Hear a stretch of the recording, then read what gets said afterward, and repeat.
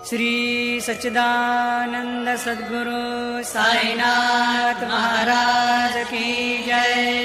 सदा निम्बवृक्षस्य मूलाधिवासात् सुधाश्राविणं तेक्तमप्यप्रयन्तं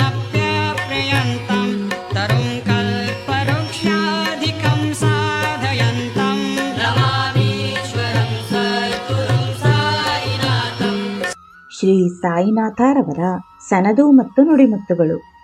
ಎನ್.ಕೆ. ಚಂದೋರ್ಕರ್ ಬಾಬಾ ಅವರಿಗೆ ದೇವರು ಯಾರು, ಅವನು ಹೇಗಿದ್ದಾನೆ, ಅವನೆಲ್ಲಿ ಇದ್ದಾನೆ, ಅವನನ್ನು ನಾವು ನೋಡುವುದು ಹೇಗೆ? ಬಾಬಾ ಅದನ್ನು ಅನಂತರ ಹೇಳಿವೆ. ಬದ್ಧರು ಯಾವುದು ತಪ್ಪು ಯಾವುದು ಸರಿ ಎಂದು ತಿಳಿಯದೆ ದೇವರು ಎಂದರೇನು ಎಂಬುದನ್ನು ತಿಳಿಯರು. ಅವರಿಗೆ ನೀತಿ ಎಂಬುದು ಇರುವುದಿಲ್ಲ. ಯಾವಾಗಲೂ ಲೌಕಿಕದಲ್ಲಿ ಮಗ್ನರಾಗಿ ಧರ್ಮಶಾಸ್ತ್ರಗಳು ಮತ್ತು ಸಂತರುಗಳಲ್ಲಿ ನಂಬಿಕೆ ಇಲ್ಲದೆ ದೇವರನ್ನು ಪಡೆಯಲಾರರು ಮತ್ತು ನಗರಕ್ಕೆ ಹೋಗುವರು. ಮುಮುಕ್ಷರು ಬದ್ಧ ದೆಸೆಯಲ್ಲಿ ಜಿಗುಪ್ಸೆ ಹೊಂದಿ ವಿಚಾರ ವಿವೇಕದಿಂದ ದೇವರನ್ನು ನೋಡಲು ಕಾತುರರಾಗಿರುತ್ತಾರೆ. ಅವರು ದೇವರಲ್ಲಿ ಭಕ್ತಿ ಇಟ್ಟು ನೀತಿಶಾಸ್ತ್ರ ಪಾಲಿಸುತ್ತಾರೆ. ಅವರು ಸಾಧಕರಾಗಿ ಸಾಧನೆಗಳನ್ನು ಮಾಡುತ್ತಾ, ಅಂದರೆ ದೇವರ ನಾಮಸ್ಮರಣೆ ಜಪ ಮಾಡುತ್ತಾ ದೇವರಲ್ಲಿ ಧ್ಯಾನಾಸಕ್ತರಾಗಿ ಏಕಾಂತದಲ್ಲಿದ್ದು ಇಂದ್ರಿಯಗಳಿಂದ ದೂರವಾಗಿ ಸಂತರೊಡನೆ ಚಲಿಸಲು ಉತ್ಸುಕರಾಗಿರುತ್ತಾರೆ. ಇವರು ಶುದ್ಧರಾಗಿ ಸಿದ್ಧರಾಗಿರುತ್ತಾರೆ. ಆ ಸ್ಥಿತಿಯಲ್ಲಿ ದೇವರು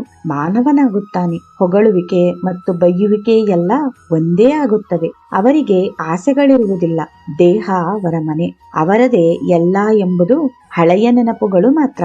ಅವರು ದೇವರಲ್ಲಿ ಸರಿಸಮಾನರಾಗಿದ್ದೇವೆ ಎಂದು ಭಾವಿಸುತ್ತಾರೆ. ನಾನೇ ಬ್ರಹ್ಮ ಎಂಬುದು ಅವರ ಅನಿಸಿಕೆ. ಅವರನ್ನು ತಿಳಿಯಲು ದೇವರು ಈ ಎಲ್ಲರಿಂದಲೂ ಹೇಗೆ ಕಾಣುತ್ತಾನೆ ಎಂಬುದನ್ನು ಪ್ರತಿಯೊಂದು ಘಟ್ಟದಲ್ಲಿಯೂ ನೋಡಬೇಕು. ಆಗ ಕೊನೆಗೆ ಎಲ್ಲದರಲ್ಲಿಯೂ ದೇವರ ಸ್ವರೂಪ ಕಾಣುತ್ತಾನೆ. ಚರಾಚರಗಳಲ್ಲಿಯೂ ದೇವರನ್ನು ಕಾಣುತ್ತಾನೆ. ದೇವರು ಸರ್ವವ್ಯಾಪಿ. ಅವನಿಲ್ಲದಿರುವ ಸ್ಥಳವೇ ಇಲ್ಲ. ಆದರೆ ಮಾಯೆಯ ಮುಸುಕಿನಿಂದ ಈಶ್ವರನನ್ನು ಕಾಣುವುದಾಗಲಿ ಗುರುತಿಸಲಾಗುವುದೇ ಆಗಲಿ ಸಾಧ್ಯವಿಲ್ಲ. ನಾನು ನೀನು ಈ ಪ್ರಪಂಚದ ಎಲ್ಲವೂ ದೇವರ ಅಂಶ. ಆದ್ದರಿಂದ ಯಾರು ಯಾರನ್ನು ಅಳಿಯಬಾರದು. ದೇವರು ಎಲ್ಲೆಡೆ ಇದ್ದಾನೆ ಎಂಬುದನ್ನು ಮರೆಯಬಾರದು. ಆದ್ದರಿಂದ ಪ್ರೇಮ ಅಲ್ಲಿದೆ. ಅದು ಚಿಮ್ಮಿದಾಗ ಎಲ್ಲವನ್ನೂ ಪಡೆಯಬಹುದು. ಜೈ ಸಾಯಿರಾಮ್.